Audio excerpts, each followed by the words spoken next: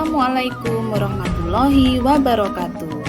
Jumpa lagi dengan saya, Ratna Purwantini, calon guru penggerak Angkatan 7, Kabupaten Gunung Kidul. Kali ini saya akan memaparkan aksi nyata modul 1.1, penerapan pemikiran Ki Hajar Dewantara. Aksi nyata ini saya lakukan melalui model pembelajaran problem-based learning untuk mewujudkan profil pelajar Pancasila mandiri. Latar belakang pelaksanaan aksi nyata ini antara lain adalah tentang kerangka pemikiran Ki Hajar Dewantara, tentang asas pendidikan Ki Hajar Dewantara, tentang dasar-dasar pendidikan yang menuntun, kodrat alam dan kodrat zaman, serta budi pekerti. Setelah saya mempelajari filosofi pemikiran Ki Hajar Dewantara, saya merasa banyak yang harus saya perbaiki dalam hal mendidik siswa. Antara lain, 1. Dalam proses menuntun, saya sebagai guru harus memberikan kebebasan kepada siswa untuk menemukan kemerdekaannya dalam belajar. 2. Keterampilan abad 21 harus diberikan sebagai bekal dalam menghadapi tantangan zaman yang semakin berkembang. Yang ketiga, sebagai pendidik, saya harus bisa menggali potensi dan membimbing siswa sesuai bakat dan potensinya yang berbeda-beda. Yang keempat, dengan adanya perubahan, pendidikan tetap harus selaras dengan kebudayaan. Yang kelima, dalam pendidikan haruslah kita berpihak pada anak, mengajarkan dengan ikhlas dan penuh kasih sayang. Adapun deskripsi aksi nyata adalah merupakan salah satu tahapan calon guru penggerak berupa tindakan nyata sebagai praktik baik setelah kita mempelajari materi atau modul yang ada. Tujuannya yaitu 1. Menciptakan pembelajaran yang menyenangkan dan berorientasi pada murid. 2. Menerapkan nilai-nilai budi pekerti dengan pencapaian profil pelajar Pancasila. 3. Memahami karakter murid dan melakukan refleksi pembelajaran bersama-sama. Persiapan-persiapan yang saya lakukan antara lain koordinasi dengan kepala sekolah dan rekan guru di SD Negeri Widoro Tepus. Kemudian saya menyusun perangkat pembelajaran.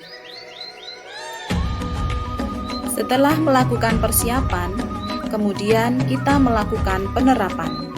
Penerapan yang pertama yaitu baris sebelum masuk kelas dengan membiasakan senyum, salam, dan sapa.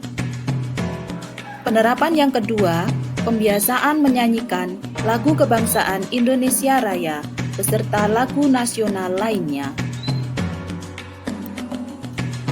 Setelah berada di dalam kelas, kemudian kami berdoa sebelum pembelajaran. Setelah itu, seperti biasa, kami melakukan literasi. Literasi kali ini kami lakukan dengan literasi digital.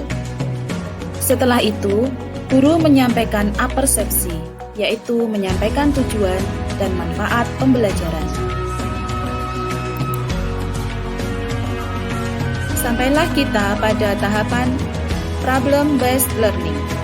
Tahap yang pertama adalah orientasi peserta didik pada masalah. Pada tahap ini, guru memberikan pertanyaan pemantik untuk mengkontekstualkan materi ke kehidupan nyata. Tahap yang kedua, yaitu mengorganisasi peserta didik. Pada tahap ini, peserta didik membuat kelompok dan berdiskusi memecahkan masalah. Adapun tahap yang ketiga, membimbing penyelidikan. Pada tahap ini, guru mendorong peserta didik untuk mengumpulkan data dan informasi dari berbagai sumber untuk mendapatkan pemecahan masalah. Tahap yang keempat adalah mengembangkan dan menghasilkan hasil karya. Pada tahap ini, peserta didik menyajikan hasil diskusi yang telah mereka lakukan selama proses pembelajaran. Pada tahap ini, peserta didik menyajikan hasil diskusi dengan cara bergantian dari satu kelompok dengan kelompok yang lain. Apabila satu kelompok sedang menyajikan hasil diskusi, maka kelompok lain menyimak dan akan memberikan tanggapan.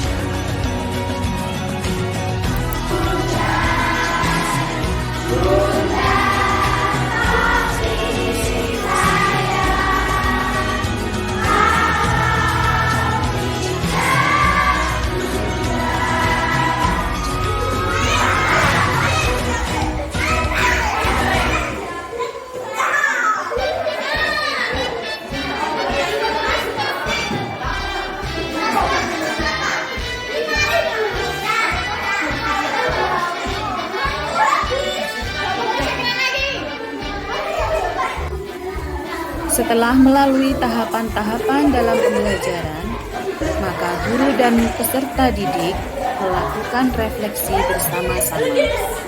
Setelah itu, peserta didik diperbolehkan pulang menuju ke rumah masing-masing.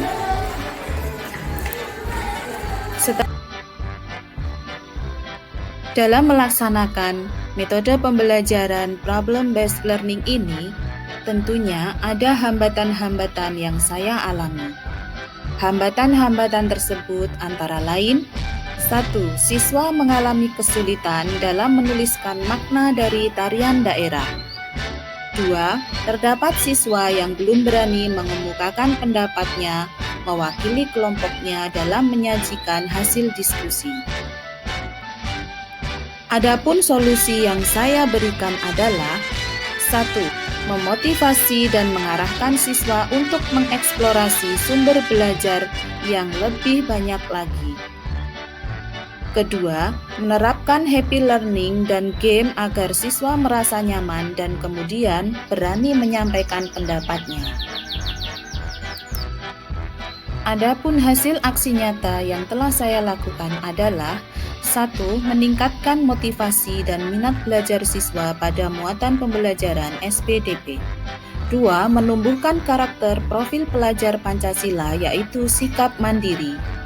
3. Memotivasi guru dalam melakukan inovasi pembelajaran yang berpihak pada anak. Tindak lanjut dari aksi nyata yang saya lakukan adalah: 1. Melakukan inovasi pembelajaran yang lebih baik dan lebih menarik lagi. 2. Meningkatkan kolaborasi dengan rekan guru. 3. Berbagi pengalaman terkait dengan proses pembelajaran dengan sesama rekan guru. Assalamualaikum warahmatullahi wabarakatuh. Perkenalkan, nama saya Mulia Lestari dari SD Negeri Widoro Tepus.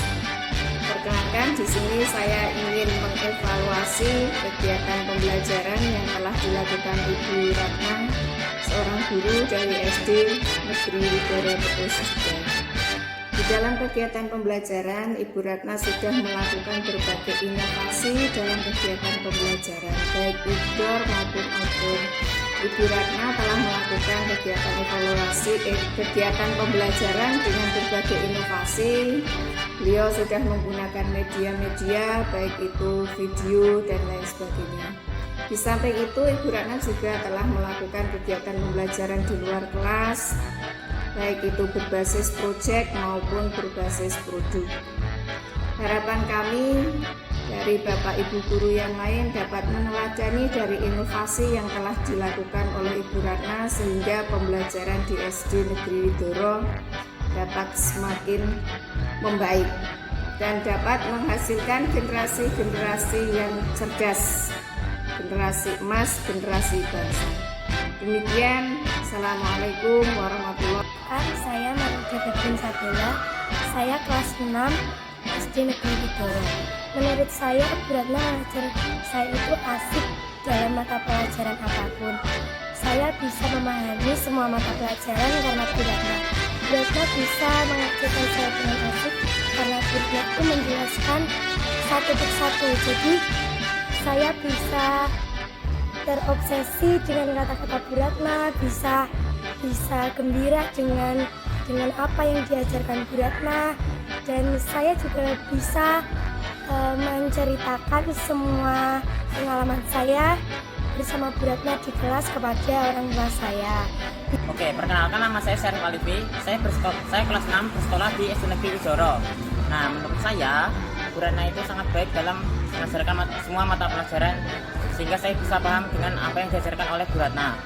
Selain itu, Bu Ratna juga mengajarkannya dengan cara yang sangat asik sehingga saya mudah hafal dengan materi-materi yang diajarkan oleh Bu Ratna. Saya Bima, saya kelas 6 SD Widoro. Menurut saya Bu Ratna baik dalam mengajari pelajaran. Nama saya Rizkantika Putra, aku kelas 6 SD Negeri Widoro. Menurut saya Bu Ratna itu sabar dalam mengajarkan ulangan apapun dan menjelaskan dengan tegas. Sita, kelas 6 SD Widoro. Menurut saya Bu Ratna baik dalam mengajari kami. Bu Ratna selalu ceria, asik dan gembira. Dan Bu Ratna tidak pernah marah-marah kepada kami. Demikian pemaparan dari saya. Terima kasih. Wassalamualaikum warahmatullahi wabarakatuh. Salam Guru Penggerak.